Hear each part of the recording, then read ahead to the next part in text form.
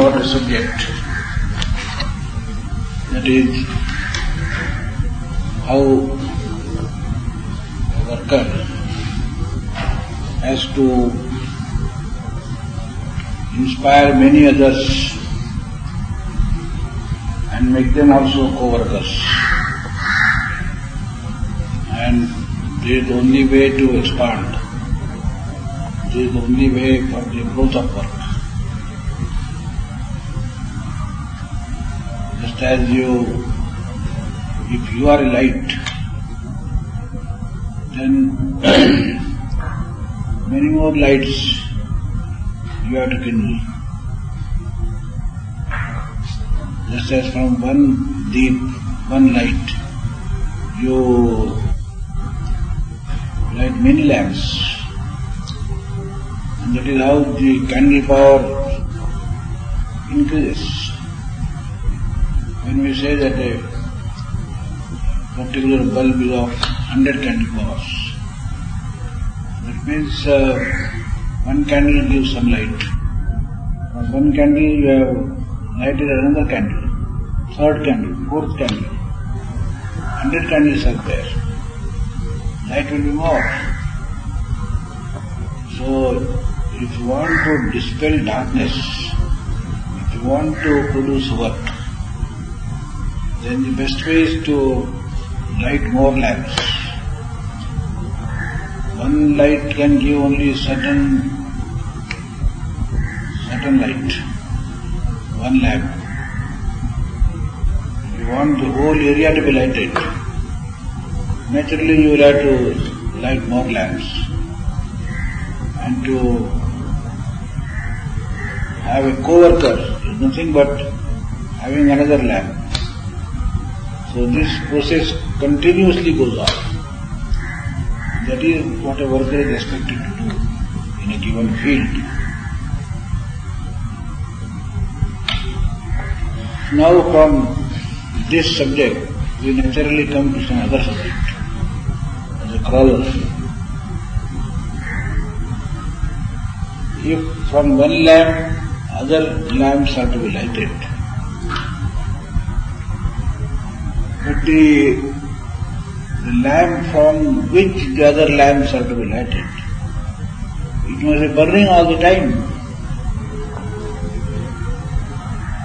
It must be an ever-burning lamp, not a battery-operated lamp. A battery-operated lamp will burn only as long as the charge is there. As soon as it is discharged, it will be extinguished. So, what is the secret of this quality of remaining ever burning? A worker, birth he must get perennial inspiration, ever. He should get perennial inspiration. If there is rise and fall, and it is affected by atmosphere, then he is not called a dynamic worker. And he is not a leader. He is not an organizer. He may follow others, but he will not be able to create. He cannot be trusted, in the sense that, well, he himself may be exhausted, extinguished. As long as he is burning, he may be useful. But a day may come when he will cease to burn. He will cease to give light. It has a duration. It will give light as long as the battery is charged. The battery may get discharged. So, a person if he has to remain a self-propelled worker, a worker who doesn't require any push from outside, who doesn't require any periodical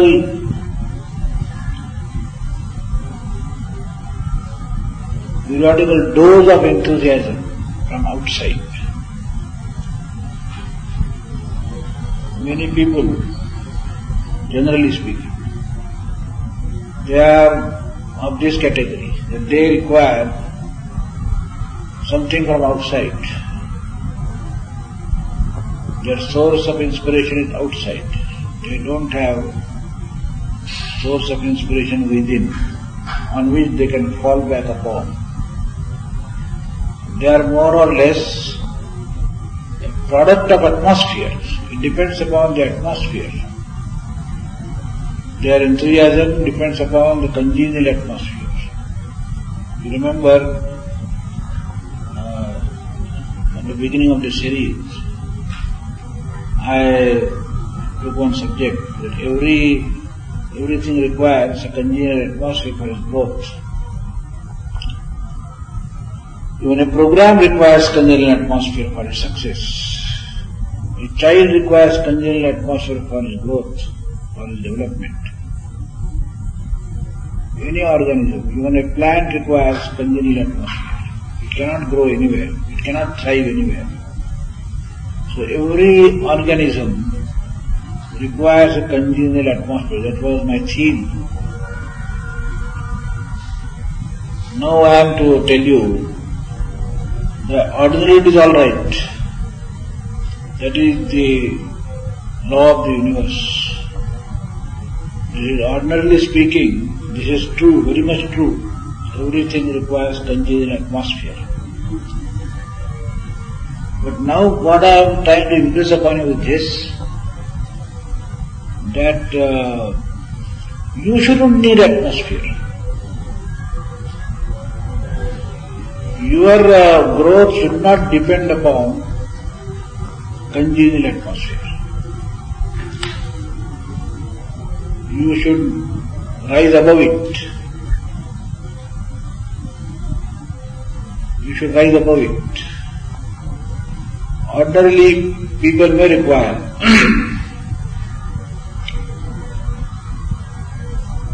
in the beginning, I may require a pat on my back, affection. Somebody giving me affection, somebody encouraging me,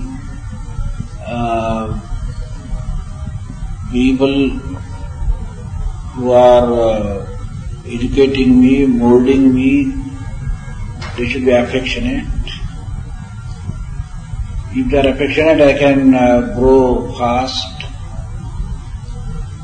They should not be harsh. Everything should be congenial, because that is necessary for my growth. But we must cross the stage when I don't require a pat or no pat. Even if in the atmosphere there are hostile forces, let alone giving a pat on my back, but there are hostile forces. In spite of the hostile forces, I should be able to grow. The stage must come when you don't need any atmosphere congenial for your growth. Even when plant is very small, you put a fencing around it. You put a fencing around it so that anybody may not destroy it. The goat may come and eat, or somebody may come and destroy it. So that it should be protected, you put a fence. But the innumerable neem trees that we see, they don't require. They are above it now. In the beginning you may have some fence around them. till they reach a stage when goats do not reach them. So, in the beginning it is alright, it is understandable. There are so many things you require, the paraphernalia you require for your growth. You require good atmosphere, you require all people, very nice, very kind. But you should not expect that all the life you are going to get kind people. You may come across situations when the externals may not be to your liking, at least congenial to your growth. Then what are you going to do? If you are a product of atmosphere, then you are undone, because the context has changed. So, we must make ourselves self-propelled and not dependent upon atmosphere.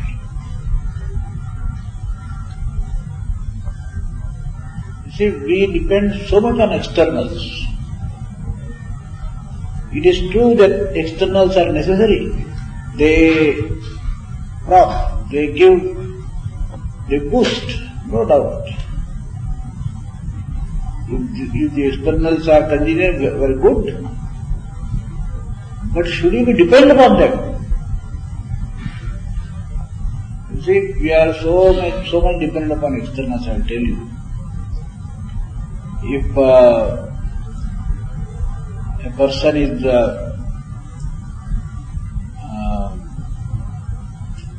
habituated to see big audience, and he is habituated to speak, address to a big audience, and if he sees small audience, a meeting is arranged for him, he expects that there will be a vast crowd, and if he sees a small crowd, he is nervous, he cannot speak, he fumbles for words, he is upset, he is affected, his speech fails flat, because he is habituated to particular atmosphere, that vast crowd, that clapping of hands, the slogan shouting, these big buntings. Suppose the loudspeaker fails and people are not able to hear, he gets nervous. He cannot adjust to the situation. Not only his voice doesn't reach, but his all enthusiasm exhausts. He is nervous. I remember an incident long back in 1954, 54 perhaps 55.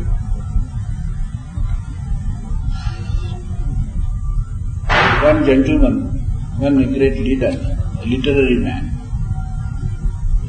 in Orissa, I invited him for a function at Nagpur. At that time I was working in the northeastern region, Bengal, Assam, Orissa, that region. From 1950 to 54. So, I had developed some intimacy with one literary person, quite a reputed leader. So, I requested him to preside over a function at Nagpur. At that time, as per his wish, I met him, he accepted the invitation. not attend that meeting. I was busy in the Bengal, Assam, that region. But correspondence was with him. I met him personally. He went to Nagpur to participate in the function. He was to speak. He was to recite. Naturally, when he returned after the function, the report appeared in the press.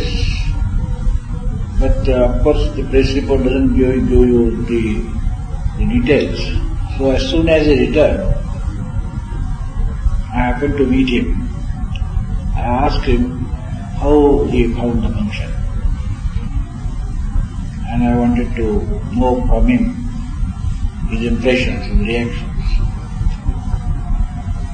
So because by the time we had become very intimate, so he told me that I will give you a very interesting thing. You will be amused. He said, do tell me. He said,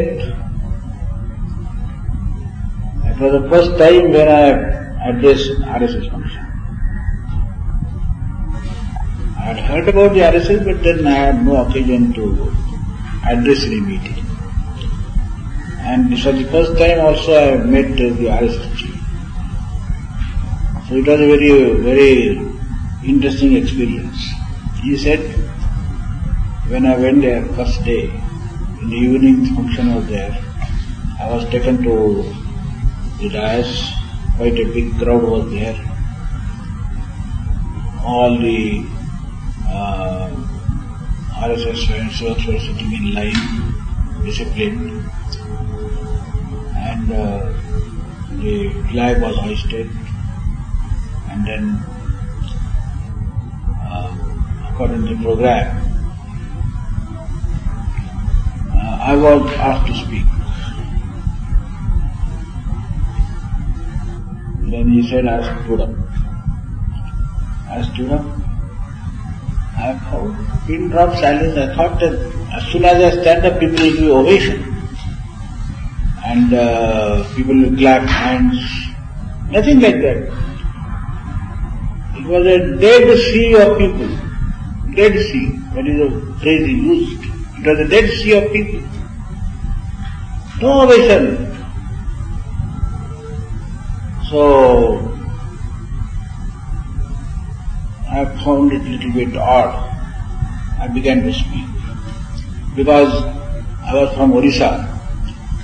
So I thought that I must enthuse the people here by referring to Nagpur people, the Bhoslas who ruled over Nagpur, the past history. Myself being a historian, I tried to give some instances. Ordinarily it should have attracted or should have made people applause. But nothing. No effect on the audience. Then I thought I must use some humor and I must give some success. So I exerted. I tried my level most to give something which will enthuse people. But I found that I am not able to impress them. So I thought that my whole speech is falling flat. I am not able to impress. And then thinking that now it is no use speaking anymore, I wound up. And somehow, this is the first time in my life when I found that I totally failed in my speech. I thought of speaking many things, but not even 1/10 of what I wanted to speak, I could speak. Then the chief of the RSS spoke. Well, I thought that now the RSS chief is standing, so now people will at least give a very enthusiastic welcome and ovation. Nothing of this kind. They were just as they were. And when he gave a very wonderful speech, and still I found that people were just sitting tight, then I realized perhaps these people do not know etiquette. These people, they are very uncultured and they don't know etiquettes of public life. They don't know how to respond.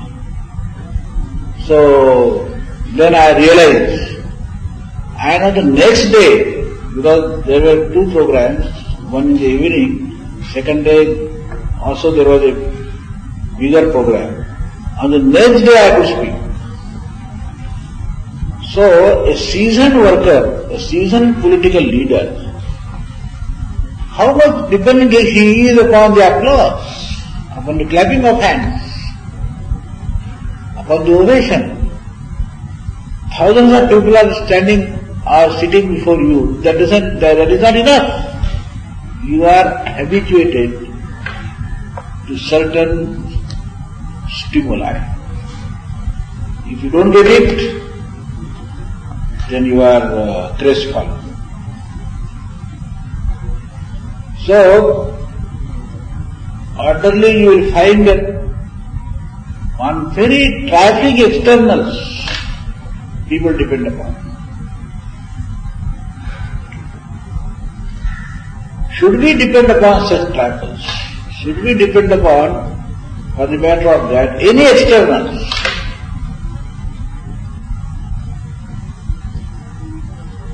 He should be called alone a worker who doesn't depend upon externals.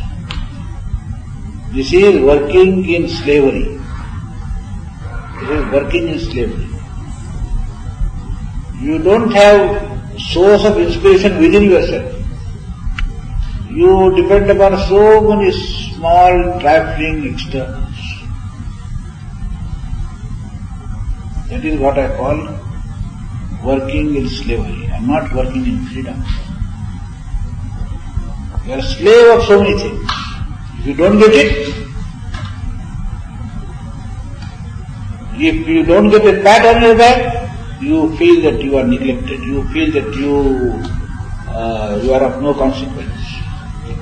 If you do some good work, and nobody who has seen that piece of good work, nobody talks highly about it, nobody praises it, you should look to this man, look to that man, look to that man, and nobody is praising you and giving you encouragement. Oh, how nice you spoke, how nice you did that particular feat. If nobody says, then you feel depressed. Why should you feel depressed? Why should you be slave of somebody's pat?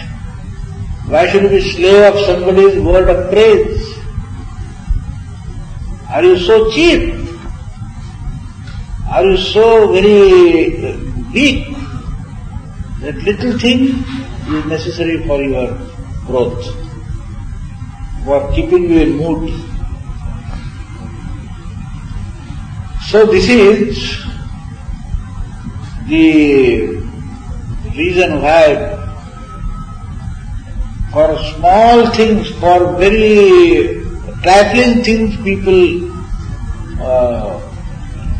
lose their enthusiasm, lose their cheer, and they are under the spell of depression.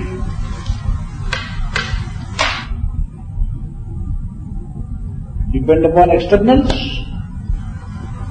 and also the whole atmosphere always goes on wearing and tearing your energies.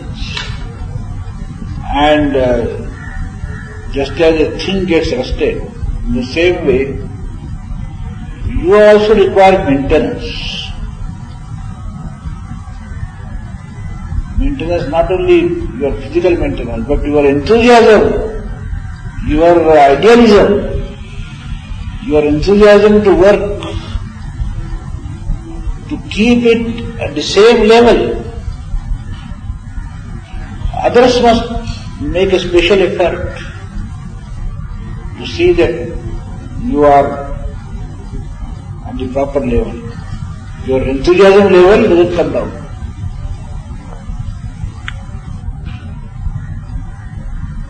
You are as if you are battery operated. Somebody gives you key. That will suffice for say 6 months. For 6 months will work enthusiastically. After 6 months, slowly your enthusiasm, the impression will take charge of you. You will begin to brood over things. You will begin to see that what work I am doing. You are very enthusiastic 6 months back, but now after 6 months, because you don't give that dose, that injection, that battery is discharged, it is discharging. So you find everything good in you is on the way. Somebody must come and again pump you, enthuse you. You must have some other program by which you feel again enthusiastic. Should it be necessary? Why should one need it? Because you have not yet developed some perennial source within yourself. You are drawing inspiration from things which are not perennial, which are ephemeral. You are banking upon that. So if you draw inspiration from a source which is not perennial, naturally there will be depletion. You will not be overcharged. As you work, you will get rusted instead of getting charged. Just as you see, there are vehicles which are charged as they proceed. They are not battery operated. The very motion charges it. The more you work, the more you are charged. Because you have worked more, so therefore now you are discharged. That never happens. You work more and you are charged more. So, if the source of energy is within yourself, then it is all right. But if it is stored energy, there is a meeting of life workers and there is a lot of talk, and in the 2-3 days session, a lot of things are said, and everybody is now enthusiastic. We shall do this, we shall do that. Energy is stored. You have been put that battery cells. They will be useful for 3 months, 4 months. Then one day you will find that it is exhausted. This is not the symptom of a self-propelled worker.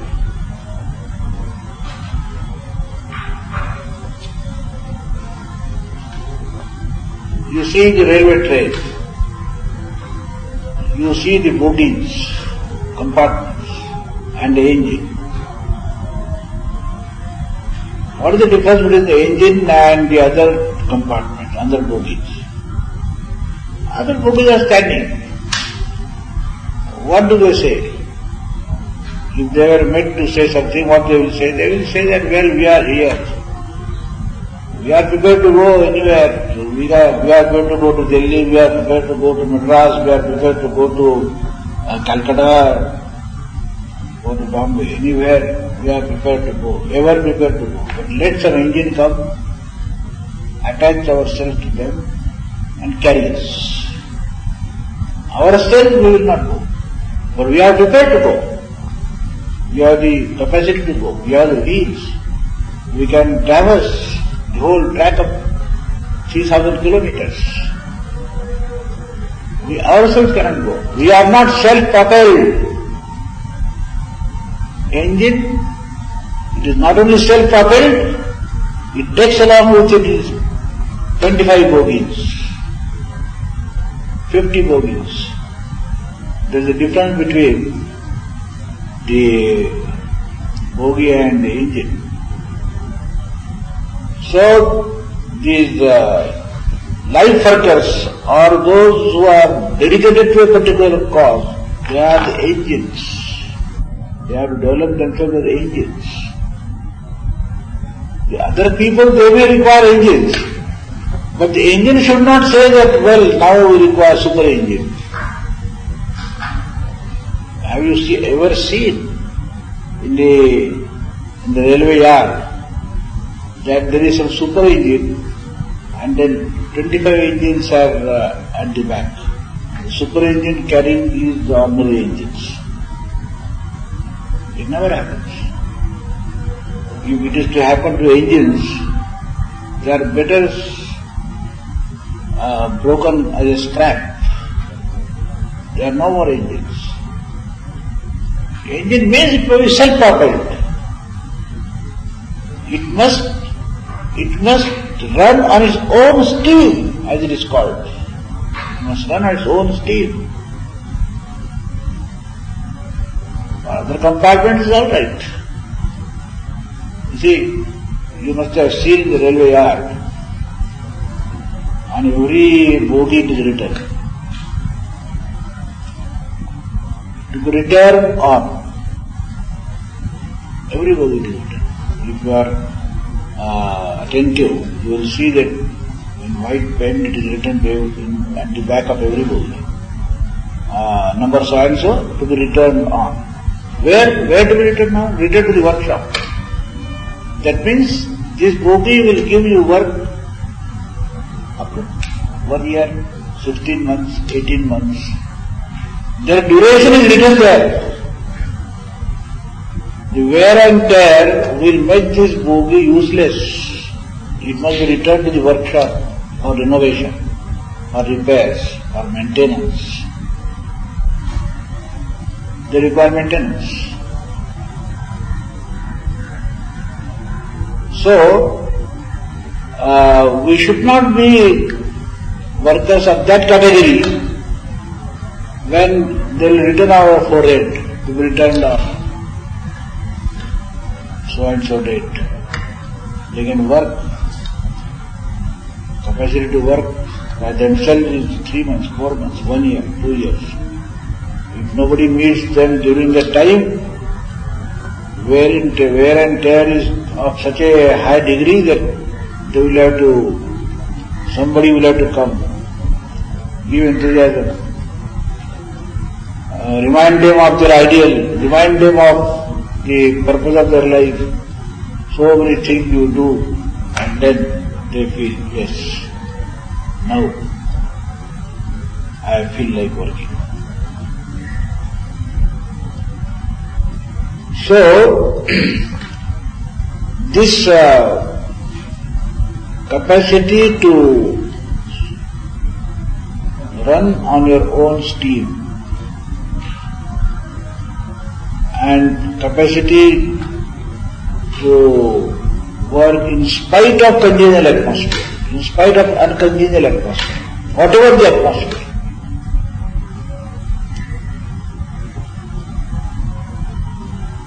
If there is depression in the atmosphere, you are depressed. If there is all very cheer, you feel like, you feel enthusiasm. Should it be the case? As a matter of fact, when there is depression in the atmosphere, it is your duty to see that it is changed into cheer.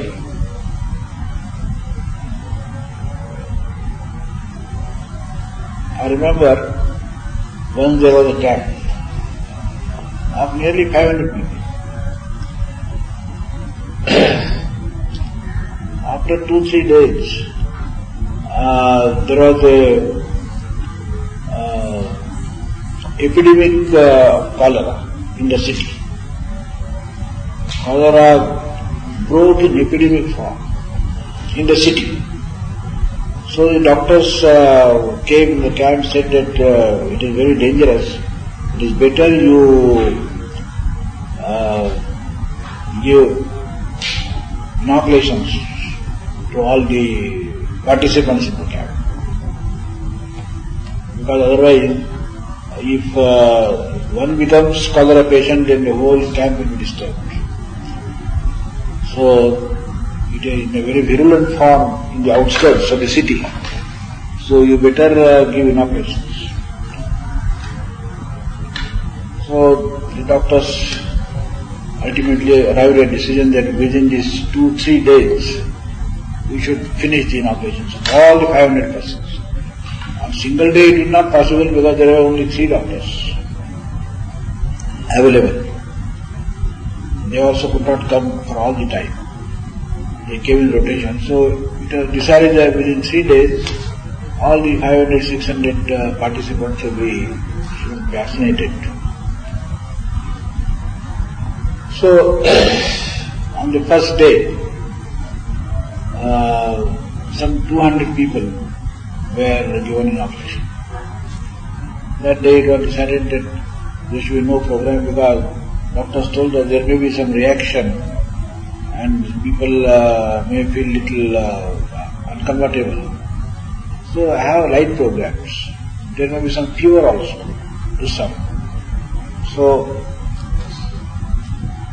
after meals in the noon,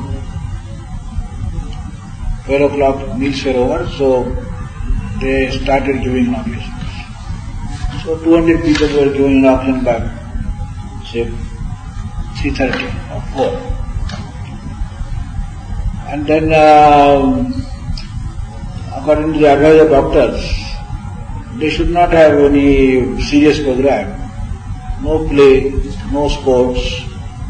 Well, they can gather together, and there will be somebody's lecture or some light program where they will not have to exert physically. So, you got decided that somebody should speak.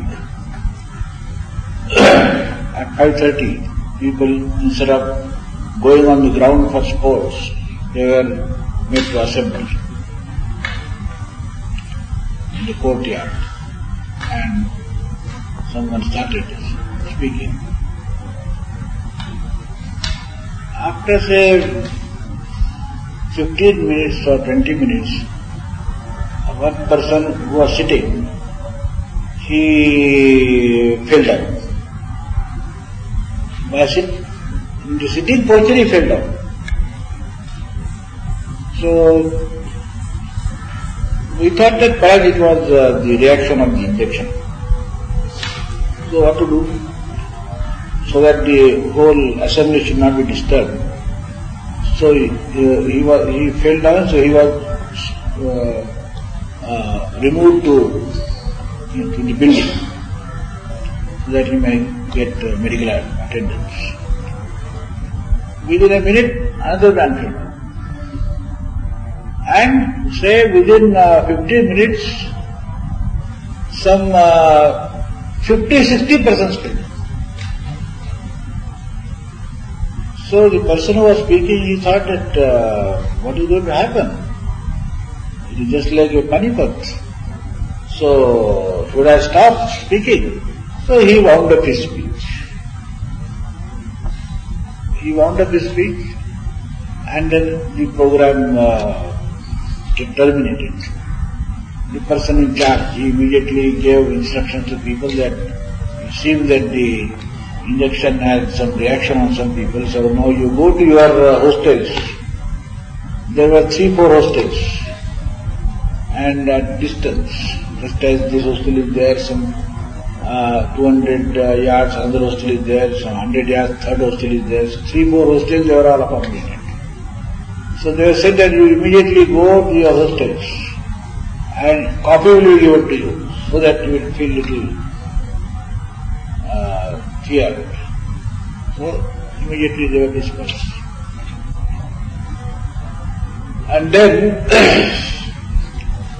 people started going to their hostels. While going to their hostels, wonderful spectacle we saw, that people are going on the way, at every few hours people fell down. They fell down, after 2 minutes they got up.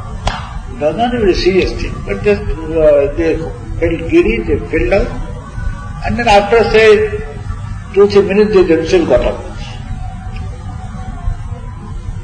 So ultimately we took statistics. We took statistics that those who fell down, are they the persons who had taken injections? And to our great surprise we found that among them nearly 150 persons fell down in all. In that 70 persons were there who had not at all taken injections.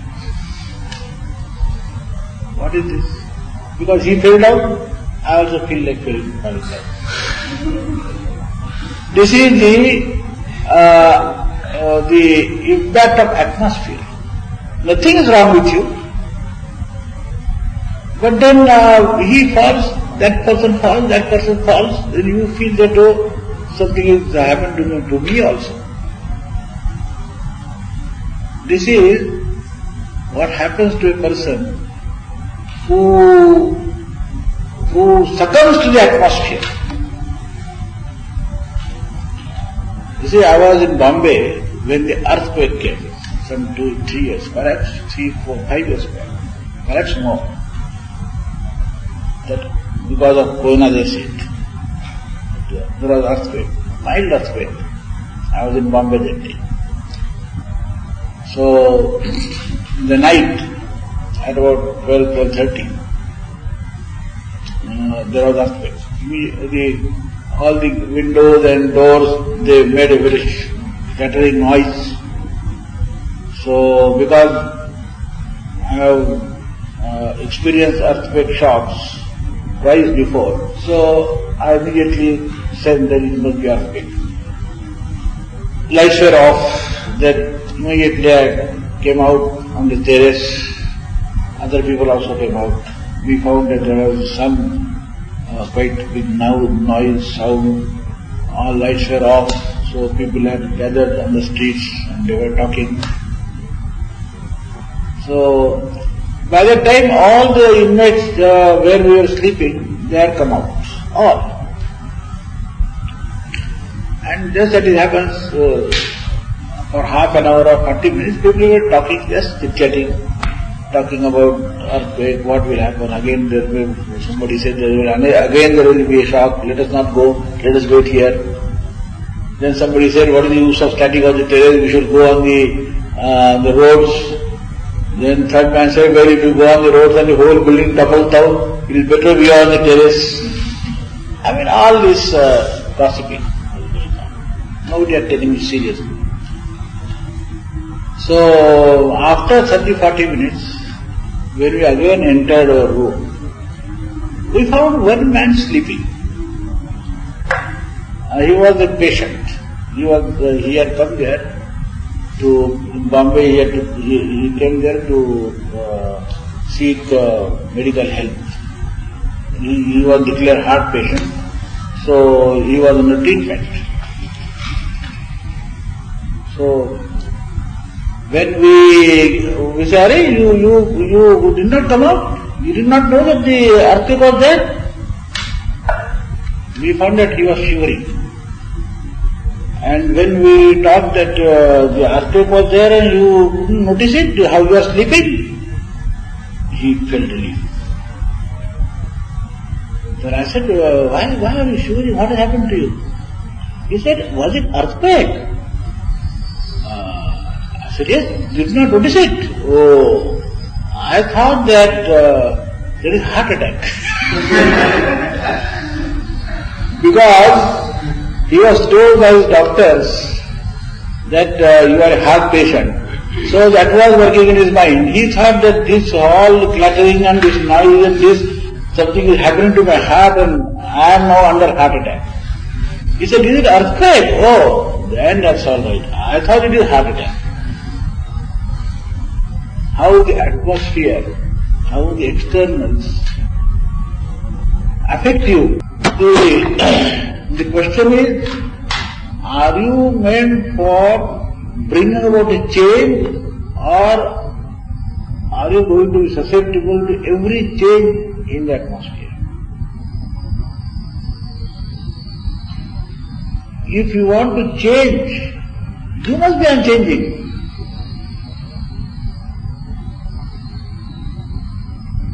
You must be unchanging. You must be above these atmospheric variations. You must have something perennial.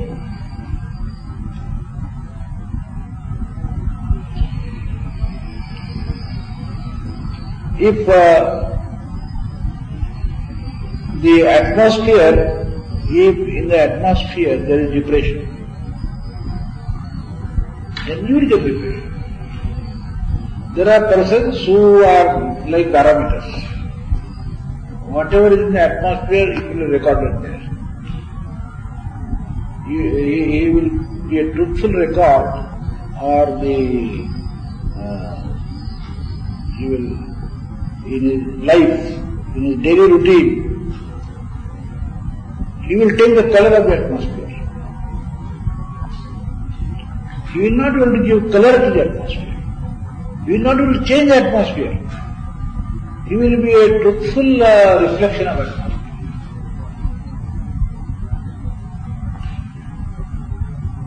If people talk, you see in the meeting, if one man talks little optimistically, little pessimistically, another man talks little pessimistically, you also feel all pessimism.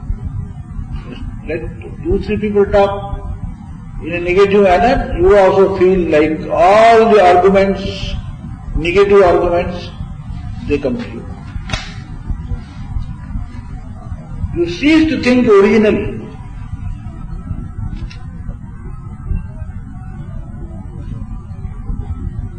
So this,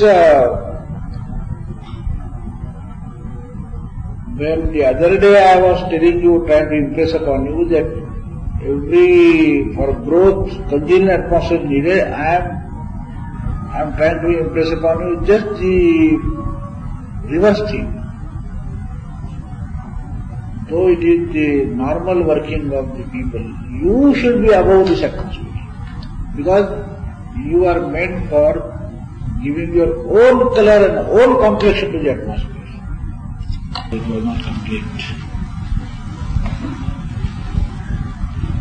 Yesterday I was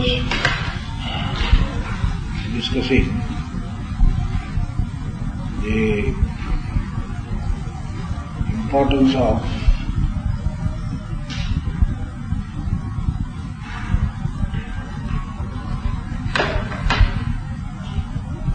having perennial source of energy and inspiration with oneself. Generally, in order to keep people on the right path, they are to be given a push by somebody. If one push is given,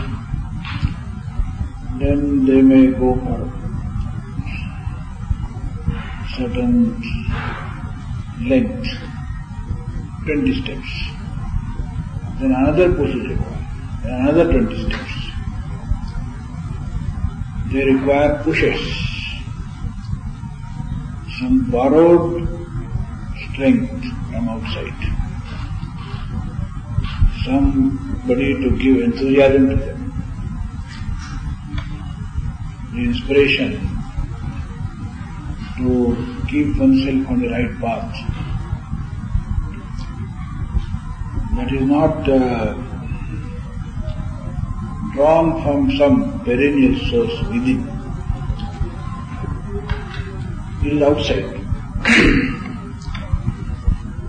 And therefore, almost all persons are in the danger of slipping, danger of going astray, danger of being becoming inactive. Uniformly, with ever increasing proportions, the man is more and more active to the end of his life. That happens very seldom. Depends upon whether he gets borrowed enthusiasm, inspiration from time to time from different quarters. These all depend upon outside forces. If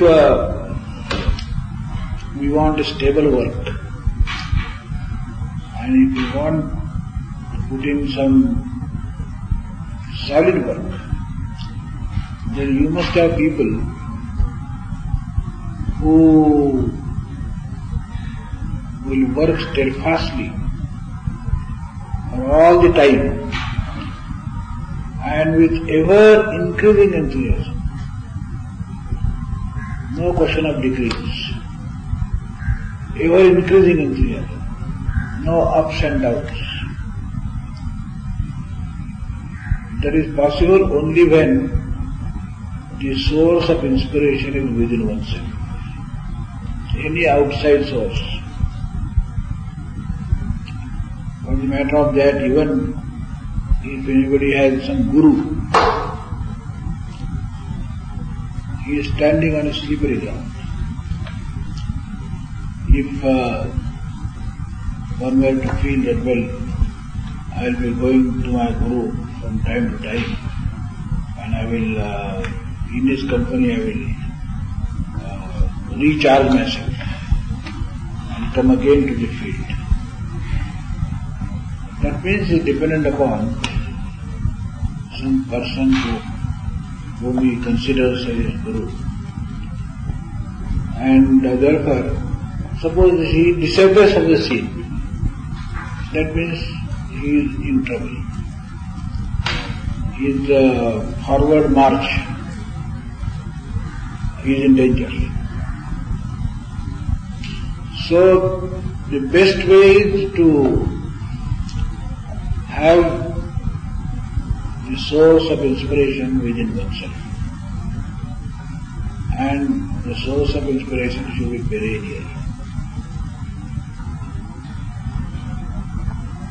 This can be achieved, though in the early stages of life you may not be fortunate to have it. But unless you have it, you are not supposed to be a self-propelled person. You are not self-propelled. You are not self-charged. You remain battery operated. You remain dependent upon the pushes that you get from outside. So, this one thing is important. As a corollary to it, another thing is this, that you should change the atmosphere, and not the atmosphere should have its impact upon you. Ordinarily, it may be true that you move according to the atmospheric pressure. Ordinarily it is true. But if you want to develop yourself into a dynamic worker, then the earlier you cease to be in this stage, the better it is. You must begin to have your impact upon the atmosphere, and not the vice versa. Because there are many gravitational pulls, and if those gravitational pulls are powerful enough to draw you towards them, then you are at the mercy of the events or the things that lie in the atmosphere. You cannot be the master of your own destiny. You cannot be the creator of your own future. You are just as you put a dry leaf in the stream and then it drifted away by the current, by the exigencies of the current. So you will be just a product of atmosphere. You will not be able to follow a particular course. Your course will depend upon what it is in the atmosphere. So it is not the quality of a dynamic worker. This is to be achieved. At every state we will find this. Either you change the atmosphere or the atmosphere is ready to change you. You are here in a particular atmosphere. You feel like doing certain things. You feel like getting up early in the morning. Because the atmosphere is such. He gets up in the morning, the other man gets up early in the morning. The whole atmosphere is like that. You also feel like getting up in the morning. But then you go a little outside, just a mile from here. The atmosphere may change. And then the forces outside may create a different context. You may like to behave differently. Here you may feel like behaving in one way, and a different atmosphere will feel like behaving in another way. Here also you are not behaving in a particular way because you have chosen to do so. It is because you happen to be in this atmosphere. This is a very pitiable sight. This is a very pitiable sight. One should like to be in a good atmosphere. True. But then you should not be dependent upon the good atmosphere.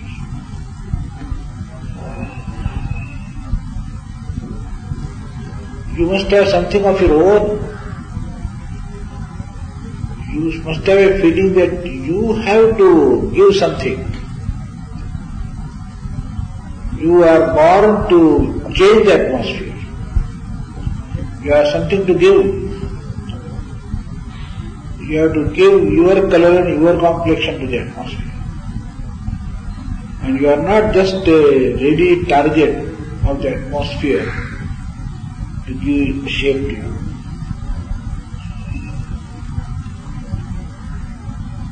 Just as the other day yesterday I told you examples, how the atmosphere has this impact upon you. How that when the people have taken injections and some people, we find that this man is falling down, that man is falling down, you also feel weak and you also fall down. What does it show? I remember one instance, long back, when I was touring very incessantly. Once unannounced, I happened to reach a place. There was some disorder in the train traffic, and therefore I had to change my route, and finding that there is no connection ahead, I cut short my tour And from there I went to a place known to me where I was wanting to go. So I took that opportunity and went to that place. It was about 8 o'clock in the night. So I was working in the RSS then. So I knew where the RSS office was. So immediately I took a Tanga and went there. In the night I reached. Nobody was there except one small boy who was a cook. So I asked him, where are the people? He said they are all gone on a trip, some outing. Nobody is here. So, but they are expected they may come by 9 o'clock or 10 o'clock. So I said, all right. So I took my tiffin, then waiting for them for 10 o'clock, 10:30, 11, when I found that they are not coming. So then I slept. There was a big hall and there were 3 adjoining rooms. In one of the rooms I slept. And the other 3 rooms, one veranda. It was vacant, nobody was there. In the night, perhaps at about 1 o'clock, people came. They are all gone in a trip. The trip was meant for all workers. I mean, senior workers. They are gone in a trip. They belong to that town, but because they came in the night, and next day morning they had a program, all of them. They never thought that they would come so late, but because of some unforeseen obstacles, they returned late. But the program was, next day morning, they were to assemble and they had one class.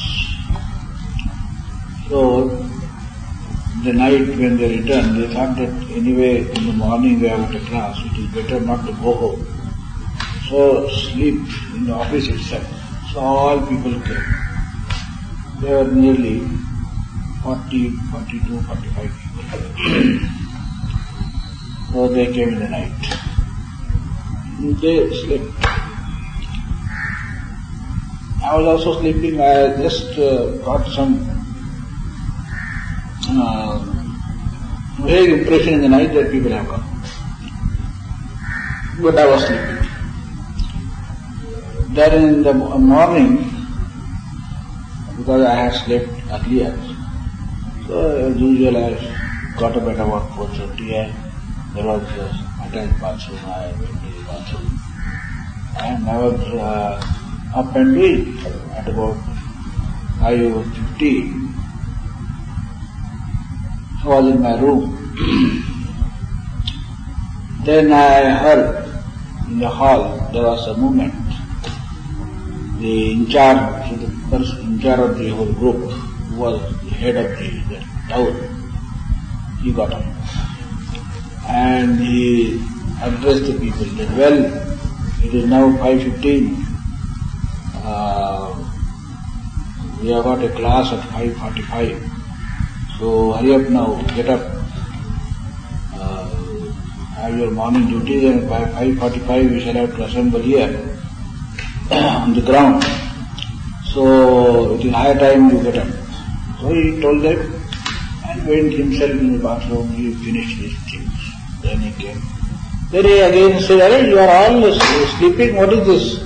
Get up." Then again he gave lectures. Get up. But then perhaps the people were so much tired because they are very violent plays and sports the whole day when they were on outing. So naturally they were fast asleep and nobody paid any heed to what the in-charge said. Then it was 5:30. So at 5:30 this person in charge was a bit more restless. Then he again called him. One or two persons he even moved. Then we get up. How is it that you are oblivious to your duties? I am telling you that it is only 15 minutes now. How are you going to finish up your duties, morning duties, and be ready by 45? So he said this and went here and there. And to his utter surprise, when he came, he found that everybody is sleeping. Nobody, not a single person had responded. Then he gave a long speech. Long speech means 2-3 minutes he exhorted them, appealed to them. He said, you are all very senior workers and you yourself require this sort of exhortation. What is this? I am telling you to get up. It is not my, I am not going to be gained thereby. At 5:45 there is a program for all of us. It is not my daughter's marriage that I have been inviting you with so many appeals. So you should get up and you should know your responsibility. If you behave like this, what example will you set before the other boys? Everything will be said. But when he found that it is falling on flat ears, then I was it was an amusing experience, so I was watching it from the ante-room. Then in the end, nobody knew that I was there. But they came in the night, they all were damn tired, so immediately they went to sleep. That boy who was there, he was also sleeping at that time. So nobody was there to tell them that I had come. All people took their positions and they slept. In the morning, I watched all these developments. Then in the end, this gentleman says, well, I have told you in all possible ways, if you are not going to get up, then I have not taken the monopoly to get up early and do this and do that and exhort you. If you are not going to get up, I will also sleep. Then he put his bed and he slept. What does it mean? What does it mean? This is the atmospheric pressure. Even a person who is otherwise a little more conscious and a little alert, all the gravitational pulls are so much that unless you have extraordinarily this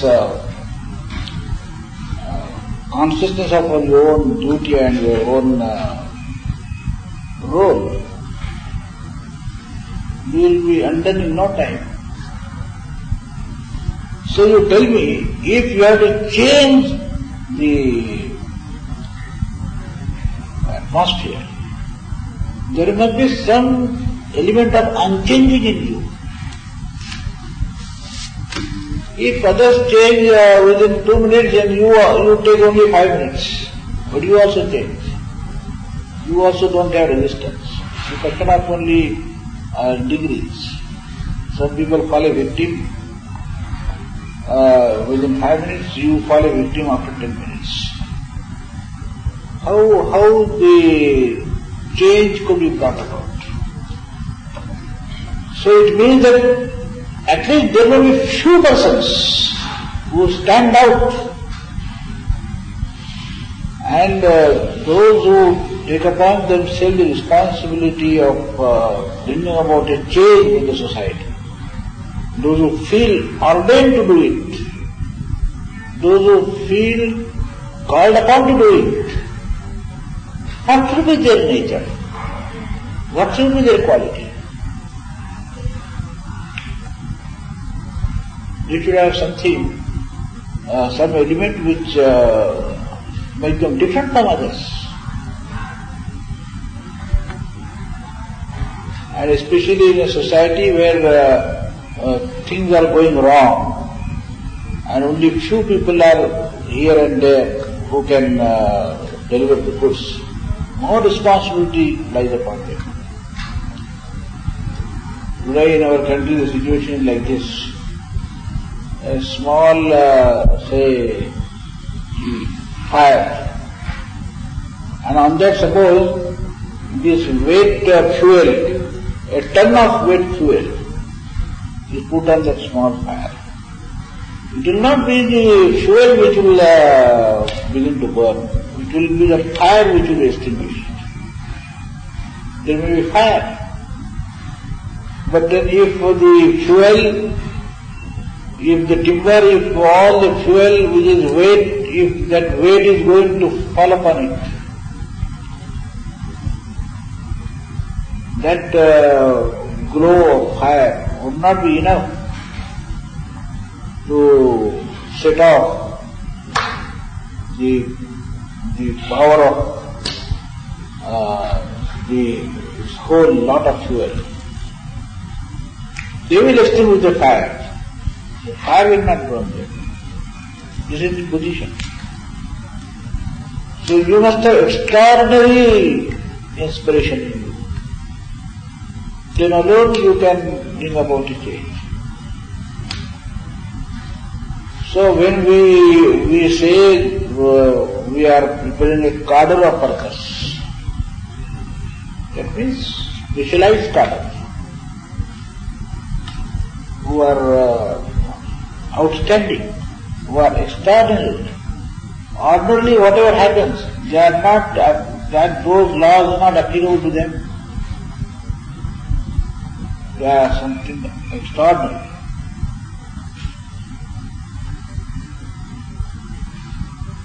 Then alone we can think of bringing about a change. So, we are out to build a team of self-propelled workers. Once they are set in motion, they go ahead. They do not know going back. They don't know depressions.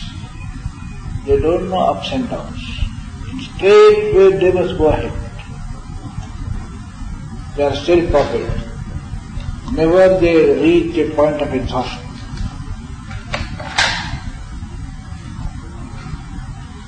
This quality of making oneself self-propelled is the most important capacity, most important quality required of a worker if something great is to be achieved. Just as I said the other day, that when we set out, one should not say that, well, his capacity to go ahead is only for 1 year, 2 years. After 2 years he will reach a breaking point. It may be said of all others, it should not be said of myself.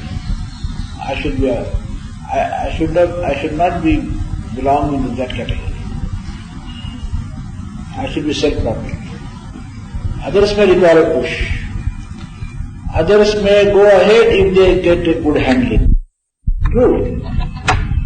Suppose a worker is otherwise having very good ideas and quite idealist, but then he requires good handling. If something goes amiss, then he will not be able to work. He is to be handled properly. He requires good handling, a tactful handling. Say, to give the same simile, in a railway yard, you also get this label put on the wagons. It is written, especially the goods wagons, it is written, glass, handle carefully. Explosives, not to be loose shunted. You must have come across these labels. Explosives,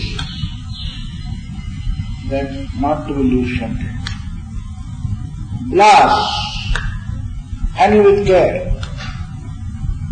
That is, our wagons are there. Suppose in those wagons some glass material is kept. So the instructions are there. When the shunting is made, when the bogies and the wagons are moved from one place to another, attached to this train and that train, while shunting is done, the instructions are there how to handle them. So it is written, handle with care, explosives, not to be shunted. So if our workers also are like that, if upon their forehead is written, not to be loose shunted, not to be handled with harshness, hardness. Suppose somebody is,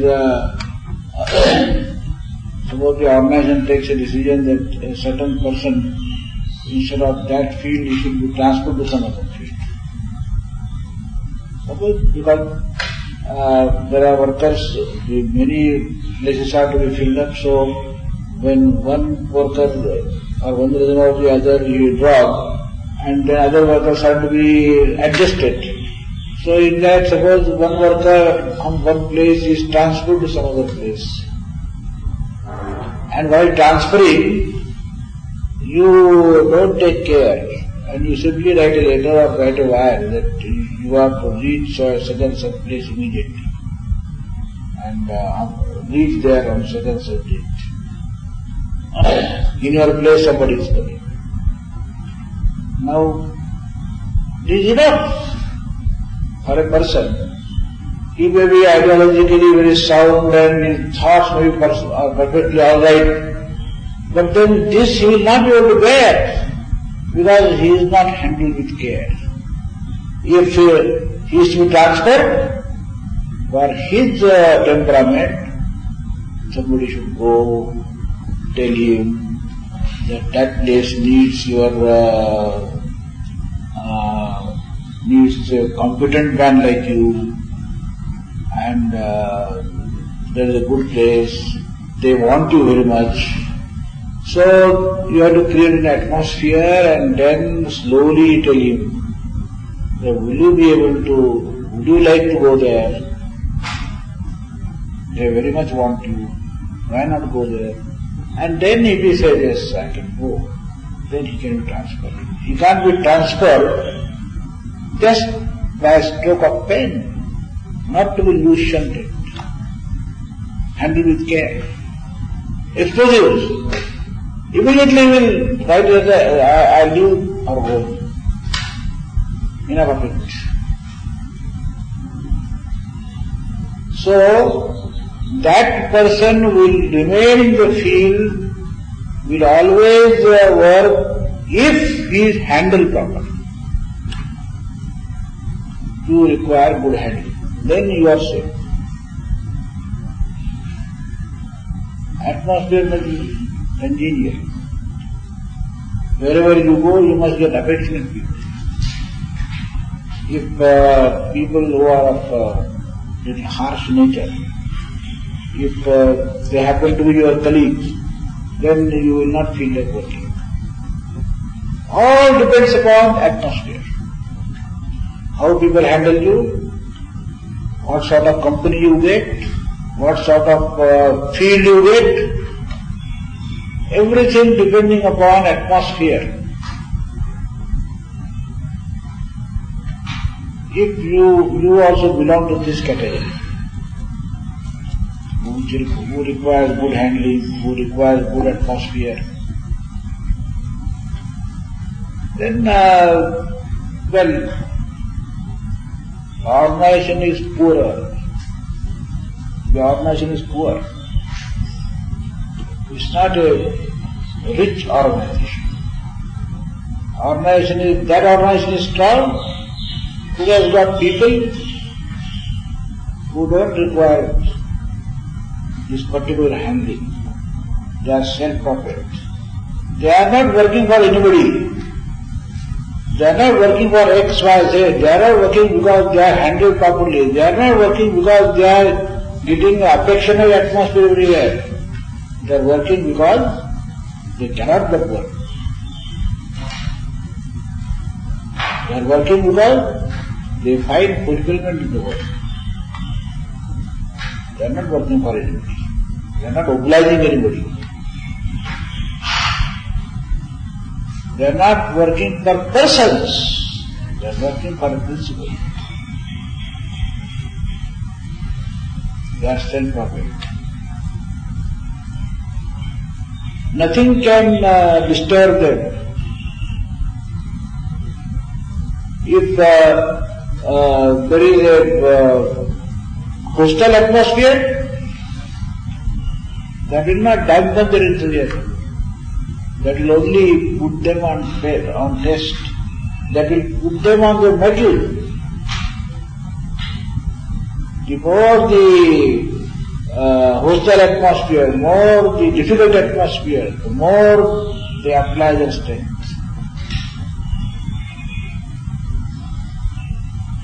Just as I told you the other day,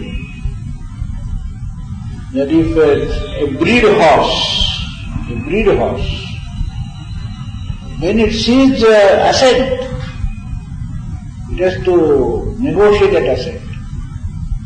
As soon as it sees the ascent, the horse that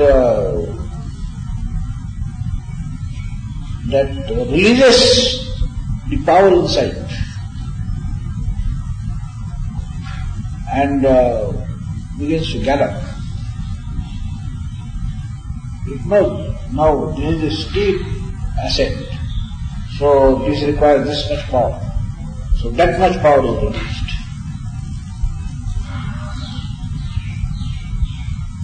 Just as I said to the jeep, when the ascent is there, you put a gear. Even the first gear also is not enough to draw the carriage. Special gear is put. It's ascent smoothly. In a human being also, as I said the other day, that there is a gear. Only difference is that this gear, nobody has got to put it. It is automatic. When you see danger ahead, when you see difficulties ahead, your Y is equal to your ahead. That much energy is released. What is this phrase, rising equal to the task? What is this? What is rising equal to the task?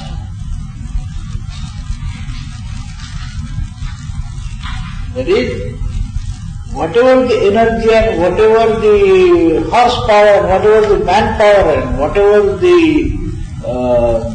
caliber is required to meet a situation, that much is released, automatically released. As a reflex action it is released. So this is how the self-propelled worker is identified. So let there be few. You don't belong to the crowd. Crowd may be like that. Crowd is only like this. You give a push, they go 10 steps ahead. Then you again come and give a push, they will go another 10 steps. You don't have any inbuilt machinery, inbuilt driving force, drive to take them perennially forward. That is the characteristic of the crowd. You don't belong to the crowd.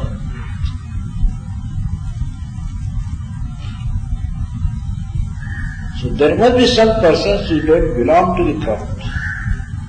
They must be outstanding. Just as in the entire yard of the railway, there are few engines. Only few engines. All the wagons. Only few engines. They take the wagons. It is just like the crowd is there. Who will be the engine? Who will lead them? Who will drive them behind them? Who will work on their own steam? The other wagons will run on the steam of the engine. The engine is not going to run on somebody's steam. It will work on its own steam. There should be some people who run on their own steam, and life workers and the special cadre that we prepare, we expect of them that they work on their own steam. They should be able to throw a challenge that let there be any circumstance, let the heavens collapse, I will be steadfast. Come what may. You will not find me wanting in any circumstances. People should be able to throw this challenge. Then they can do wonderful things in the world. The world is meant for them. The world is pliable for them.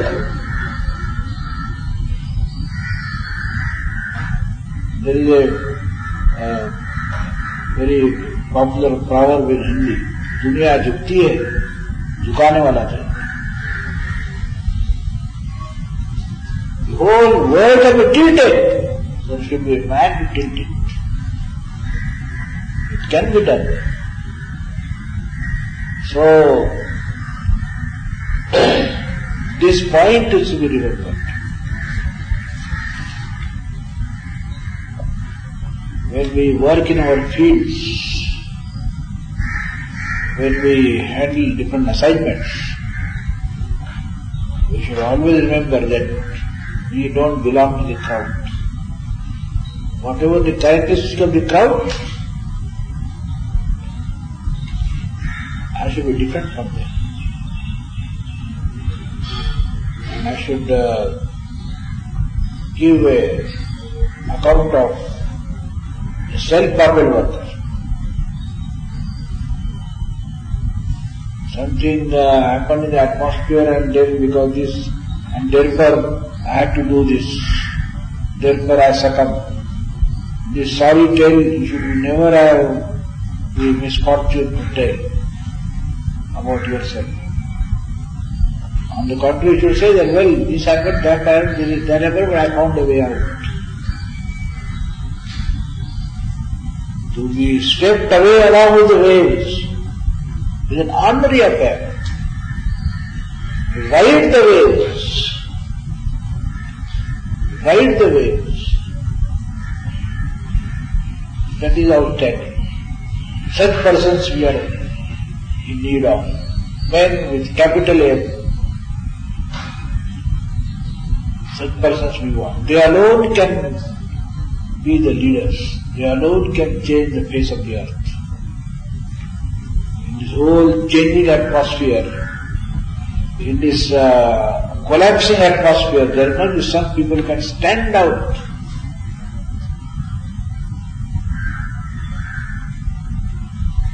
So this is the characteristic of a self-propelled worker, a dynamic worker, a creative worker.